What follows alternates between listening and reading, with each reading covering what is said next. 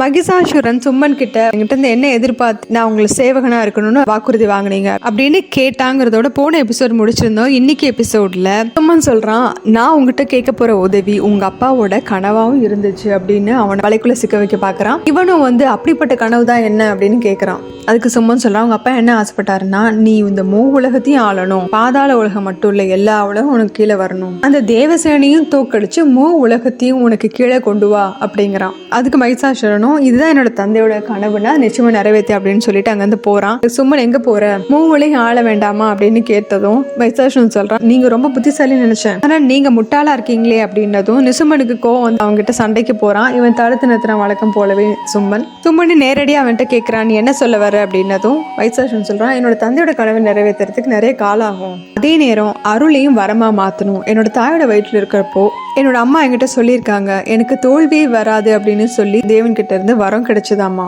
அந்த ஆசீர்வாதத்தை நான் வரமா மாத்தணும்னு போறேன். அதை மட்டும் நான் வரமா மாத்திட்டேன்னா இந்த உலகத்தையும் நான் ஜெயிக்கிறத யாராலையும் தடுக்க முடியாது அப்படின்னு சொல்லிட்டு அவங்க வந்து கிளம்பிடுறான். இது எல்லாத்தையுமே சிவன் அங்க வந்து பார்த்துட்டு தான் இருக்காரு. அடுத்த காட்சியில கைலாயத்தை காமிக்கிறாங்க. அங்க சிவகணங்கள்லாம் அங்க வந்து போனதும் முருகன் கேட்கிறாரு, தாய் என்ன பண்ணிருக்கீங்க அப்படின்னு பார்வதிட்டு கேட்க, பார்வதி சொல்றாங்க, நான் அவரை மன்னிச்சிட்டேன்ப்பா, நீயும் மன்னிச்சிரு அப்படிங்கிறாங்க. இல்ல அவர் உங்களுக்கு துன்புறுத்தி இருக்காரு அப்படின்னு அவரும் கோவப்பட அவங்க சொல்றாங்க, இல்ல நீ சொல்ற மாதிரி அந்த துன்பம் கூட ஒரு குழந்தை ஈன்றெடுக்கும் போது கூட ஏற்படத்தான் செய்யுது. ஆனா தாய்மையோட இனிமையை அனுபவிக்கணும்னா அதை பொறுத்துக்கணும். அது மாதிரி உலகத்துக்கு ஒரு உண்மையை உணர்த்தணும் அப்படின்னா நமக்கு வர துன்பங்களை நம்ம பொறுத்துக்கணும். இதுவும் மகாதேவரோட திருவிளையாடல்களை ஒண்ணு அப்படின்னு அவங்க சொல்லவும் முருகனை சிரிச்சுட்டு, அவரோட திருவிளையாடலை பத்தி நான் எப்படி தெரிஞ்சுக்க முடியும், நான் உங்களோட பிள்ளை தான், ஆனா இது வரைக்கும் என்னால உங்களையும் புரிஞ்சுக்க முடியல அவரையும் புரிஞ்சுக்க முடியல அப்படிங்கிறாரு. அதுக்கு சிவன் சொல்றாரு, தாயை புரிஞ்சுக்கிட்டேன்னா தந்தையை புரிஞ்சுக்க வேண்டிய அவசியம் எதுவுமே இல்லை. நான் உனக்கு நிறைய புது கதைகள்லாம் சொல்றேன், அது மூலமா உன்னோட தாயோட நினைவுகளும் உனக்கு வரும். எல்லாரும் இப்ப கதை கேட்கிற மனநிலைக்கு வந்துடுறாங்க. ஆனா அந்த நேரத்துல நந்தி வந்து கார்த்திகேயனை வழங்கிட்டு அவங்கள பாக்குறதுக்கு தேவேந்திரன் வந்திருக்காரு அப்படின்னு சொல்லவும், பார்வதி நீ போயிட்டு வாப்பா, நாங்க உனக்காக காத்துட்டு இருக்கோம் அப்படின்னு சொல்றாங்க. முருகனும் உங்களை வணங்கிட்டு கிளம்ப